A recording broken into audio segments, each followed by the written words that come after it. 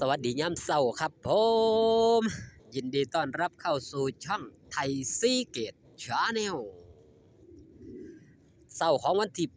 8มกราคมปีพุทธศักราช2569สวัสดีไปยังแฟนครับ FC ลาหน่อยอุ้งอิงแฟนครับ FC สาวหน่อยเพชรบันแพงสู้ขู่สู้คนเด้อครับเด้อคิวงานมือนี้ครับสาวหน่อยเพชรบันแพงไปเล่นกำอำเภอชัยบาดาลเนาะบ้านโนนสมบูรณ์ตำบลท่าดินดำอำเภอชัยบาดาลจังหวัดลพบุรีพี่น้องอยู่ใกล้ก็อย่าลืมไปให้กำลังแรงเชียร์แรงใจเด้อครับเด้อสาวหน่อยเพชรบันแพงลาหน่อยอุ้งอิงโตลมหนาวกันครับช่วงนี้8 โมงกว่าบรรยากาศก็ยังเย็นอยู่เลยครับพี่น้องลมเบิงลม12 องศาครับทางกับเมืองอุดรในตัวเมืองได้ครับนี่12 องศาถ้าเป็นบ้านนอกคอกหน้าสิเป็นจังไดมองที่มีป่ามีเขานี่10 องศาแน่นอนเบิ่งแย่งสุขภาพเด้อครับเด้ออากาศปรับเปลี่ยนไปปรับเปลี่ยนมาเดี๋ยวร้อนเดี๋ยวหนาวมือว่านหนาวลงมามือนี่หนาวลงกว่าเก่า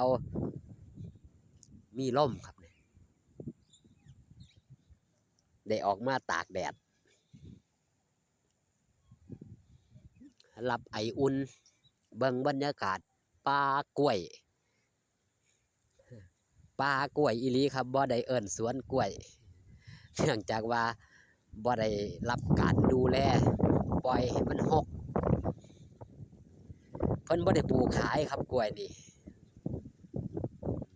เพิ่นปลูกเพื่อบ่ให้พื้นที่มันว่างซื่อ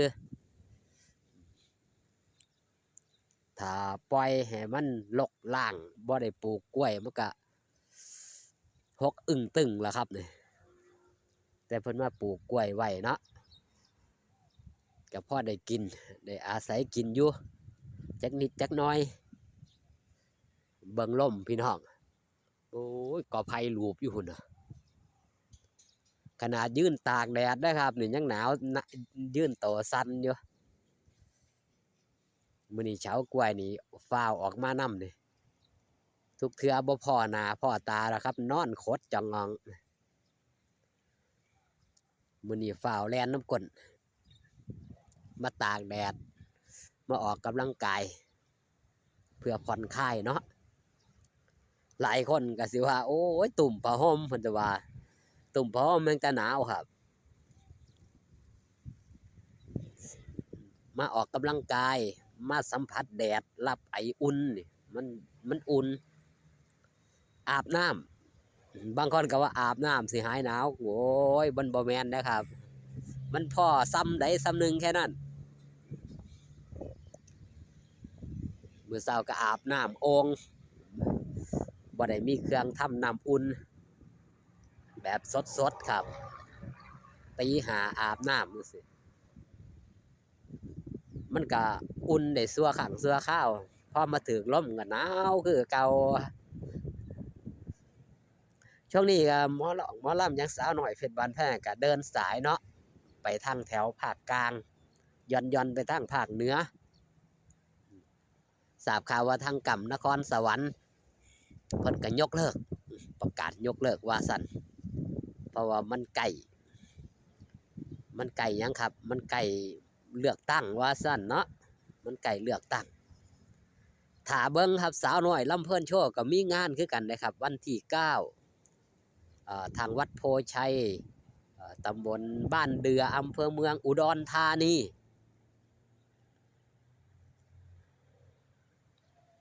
รอท่าเบิ่งครับว่าสิยกเลิกบ่เพราะว่ามันเป็นวันที่9คือกันอยู่ในตัวเมืองครับบ้านเดือบ่ไกลจากไทยศรีเกตเฮ็ดงานอยู่นี่ล่ะครับถ้าได้มาก็สิไปแนมไปส่องไปเบิ่งอยู่เพราะว่าบ่ได้เบิ่งเที่ยวก่อนมาบ่ได้เบิ่งครับ มาแถวปั๊มปตท.หนองลีหูตอนหลาน้อยอุ้งอิงมารับเชิญตอนนั้นบ่ได้ไปก็ถือว่าช่วงนี้ก็สาวน้อยลำเพิ่นโชว์ก็ถือว่ากำลังบูมงานกำลังเข้าเนาะงานกำลังเข้าพี่น้องมิตรหมอแคนแฟนหมอลำก็ให้การตอบรับเจ้าภาพเจ้าการเจ้างานกันเห็นผลงานก็พากันจับพากันจองมีงานหลายขึ้นว่าซั่นเถาะเริ่มแล้วครับเริ่มสิขยับขยายแล้วธรรมดาครับหมอลำใหม่ก็ถือว่าเร็วเติบเลยครับที่ได้รับการชื่นชอบได้รับการชื่นชมจากเจ้าภาพเจ้าการเจ้างานในเวลาอันรวดเร็วบางคณะตั้งมาหลายปีงานก็คือเก่างานก็บ่หลวงบ่หลายเด้ครับ1ล่ะครับผลงาน2ชื่อเสียงคุณภาพเจ้าภาพเจ้างานเจ้าการเพิ่นก็ต้องการเนาะต้องการหมอลำที่คุณภาพหมอลำทุกคณะก็มีคุณภาพเบิดครับแต่ว่ามันจะถูกใจเจ้าภาพเจ้าการเจ้างานบ่แค่นั้นล่ะอย่างสาวน้อยลำเพิ่นโชว์ก็กำลังมาแห้งในช่วงนี้ได้น้องใหม่อนันตยาไปสมทบก็ถือว่าเป็นกระแสขึ้นมาครับเป็นหมอลำนักร้องน้องใหม่เนาะที่เขามาอยู่ในวงการว่าจักเดือนมานี่ประกอบกับคู่หูดูโอ2เสี่ยวเงียวเซบอนวัย14 ปีซ้ำกันก็คือน้องหมิวชนทิชาได้มาสร้างความสุขความมวลซืนให้กับมิตรหมอแคนแฟนหมอลำได้เบิ่งได้แย่งส่วนสาวน้อยเพชรบ้านแพงก็โต้ล่มบนแล้วครับถ้าเป็นวาวก็คือโต้ล่มบนแล้วข้างฟ้าแล้วย่างหลาน้อยอุ้งอิงนี่ก็ถือว่ายืนหนึ่งยืนอยู่แล้วครับเป็นโตอย่างเป็นโตยืนอยู่แล้วนั่นคือความเป็นมาเป็นไปทักทายกันในบรรยากาศเศร้านี่ครับกับปลากล้วยหนาวตากแดดให้ความอบอุ่นขอบคุณนะครับเด้อที่เขามาเบิงขอบคุณที่เขามาแย่งช่องไทยซีเกตชาแนลคลิปนี้ฝากตอนเอาไว้แต่เพียงซ้ำนี้ครับอยู่ดีมีแห้งพอกันคลิปหน้าสบายดีครับผม